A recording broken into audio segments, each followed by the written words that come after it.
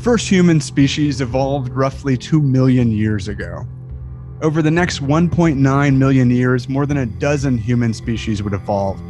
They differed in the sizes of their brain, just how upright they were, their diets, the shapes of their teeth, and much else. But one thing that united all of these human species was that they were, as far as we can understand, all rare. None of these species is likely to have numbered more than 50,000 or so individuals. That's to say that from the perspective of our modern lives, all of those humans constituted something like a medium-sized town. Roughly 100,000 years ago, however, one human species, Homo sapiens, our species, began to become slightly more common. These humans began to become more common and also to spread to more places around the world. They went to colder places, to warmer places, to drier places, even to wetter places. And as they did, their collective populations swelled to hundreds of thousands. Eventually, in some places, populations of humans were sufficiently dense that they could no longer survive by gathering and hunting alone. In that context, they began to farm. Relative to the long history of human species, the origin of farming is a very recent occurrence.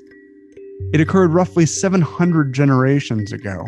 If you lined up 700 people and had them all hold hands, that's not a very long line. And so think about that, going back in time, grandparents, great-grandparents, and so on, going back not very far. By the time the first humans began to farm, they'd already been altering their environments in other ways. They'd begun, for example, fermenting some foods. People in the Fertile Crescent were making beer. People in parts of what is now China were making a kind of rice wine. It's been argued that it was these kinds of fermentations that helped to set the stage for the origins of agriculture. Some people came to enjoy beers and wines so much that they may have needed to farm in order to make more beer and wine. In order, in other words, to have grains, to feed the microbes, to make the beer and the wine. This for sure is part of the story. How much of the story it is, we're not yet sure. However it happened, though, the birth of agriculture as we now understand it was not a very noble moment. Once crops began to be domesticated, populations began to increase more. The increases came with new challenges. As settlements became bigger, nutrition declined, income inequality also emerged and increased. For the first time in the history of the human species, there would have been haves and have-nots. And there was something else. Humans began to suffer from the consequences of their own actions. Water systems became polluted. Fecal-oral pathogens became more abundant. Yet even as these settlements were becoming bigger and the stories of kings and queens of yore were unfolding, the global population of humans was still relatively small. By 6,000 years ago, when cities were becoming larger and larger, the total population of humans was around 10 million. That's smaller than some modern cities. And those 10 million people were scattered across the continents. Earth was still a place in which many wild vertebrate animal species were more numerous than were humans. Reindeer, for example, were far more common than people. But the populations of humans were beginning to increase more rapidly. By the year zero, there were around 300 million people on Earth, roughly the modern population of the United States distributed across all of the continents. By the time my grandfather was born, there were about 1.7 billion people on Earth.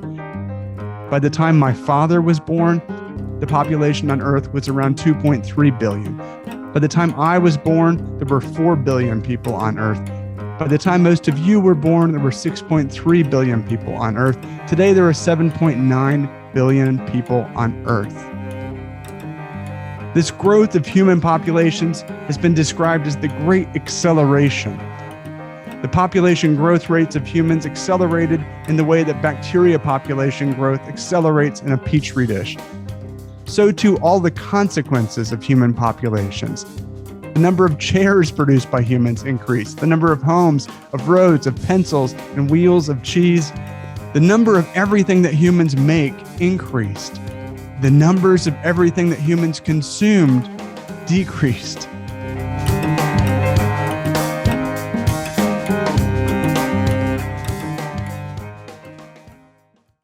Once there were more reindeer than humans. Now there are not only many thousand-fold more humans than reindeer, There are more cats than reindeer, more dogs than reindeer, more cows than reindeer, more pigs than reindeer, more chickens than reindeer, and so on. There are even today more laboratory rats than there are reindeer. There are many ways to think about the Great Acceleration. One way is in terms of the waste that human populations created.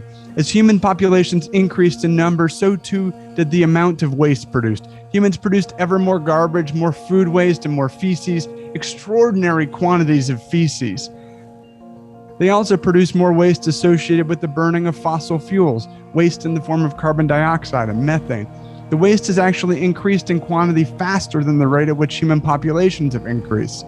This is because people have in general, and especially in the United States, consumed ever more food and ever more material goods per person than ever before. And so too, they've produced ever more waste per person. Here, a concrete example is useful. Today, the average American consumes roughly 40 times as many resources and produces even more times as much waste as our hunter-gatherer ancestors would have. And so there are more of us, and each of our impacts is greater. At some point, all of these changes associated with the Great Acceleration were so sweeping, so comprehensive, so extensive across continents and forests and rivers and oceans that geologists came to recognize that we were in the midst of a new geological era of our own making, a geological era that's come to be called the Anthropocene, the human era. And geologists debate just when this era begins. Should it begin with agriculture? Should it begin with the Industrial Revolution? What they don't debate is that we are flung at this point, at this moment today, headlong into this era. Interestingly, from the perspective of evolutionary biologists, from the perspective of biologists more generally, what's happened with human populations is not totally without precedent. Other species have undergone similar sweeping increases in abundance, their own great accelerations. For example, when the first green species, the first photosynthetic sun-harvesting organisms began to be able to live by the sun and by fixing carbon dioxide and using the energy of the sun, they too produced huge amounts of waste. Their waste was in the form of oxygen. This was unfortunate because oxygen was toxic to these same species. It threatened their existence, as well as much of the rest of life. These species survived the consequences of their own great acceleration by evolving. Lineages that couldn't cope went extinct. Those with the genes that allowed them to persist, including our own ancestors, survived. It was a time of great change. It was a horrible time for most species. Superficially, the great acceleration of the first green photosynthetic life forms might seem to offer us a lesson. But if it does, it's a grim one, a story of disaster followed by slow evolutionary change. It's not the example we want to follow. But here, there's good news, very good news. For non-human species, coping with change often means evolving, moving or evolving.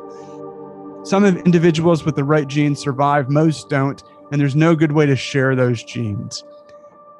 But as humans, our possibilities are more ample.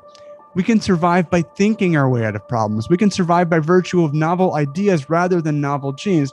And what's more, we can share ideas. Those with good ideas have the potential to benefit not only their own family, state, or country, but the rest of the world. This is our great hope, but there's also a little more. I walked you through the great acceleration in human population.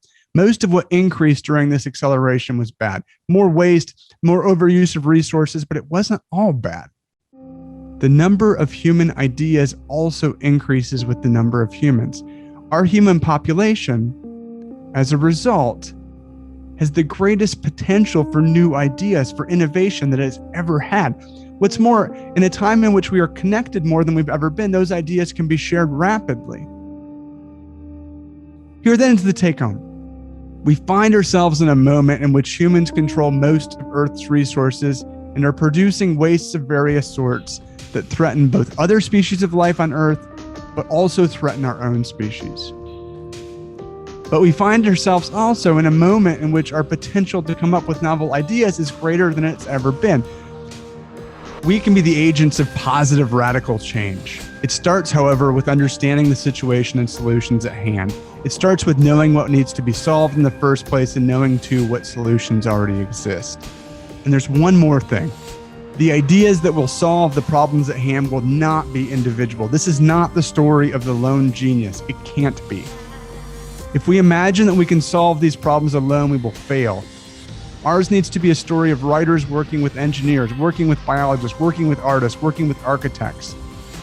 Our success or failure, and there will be both, will be as a function of our ability to link our ideas together across disciplines in order to achieve what we couldn't do individually.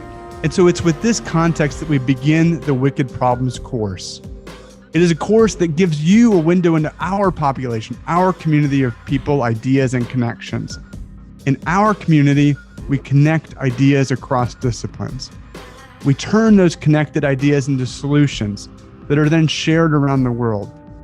With you here at NC State, we have the potential to create ever more radical innovations that transform how we live with each other and with the rest of life. As you participate in the next weeks of the course, it's your turn to help think about ideas. What are your ideas for ways to design cities? New ways to conserve wildlife, new ways to talk about and imagine our stories? What are your ideas about connecting insights from one discipline to another? What are your ideas about redefining how we live? These are not rhetorical questions. At NC State, most of our greatest ideas and innovations come from our students. They come from people like you working with faculty and other scholars. So listen during this course. But also begin to take notes, begin to talk to other students, begin to share your ideas. The greatest thing about a university is a microcosm of the greatest thing about humanity. It is the potential for many people together to do what none could do on their own.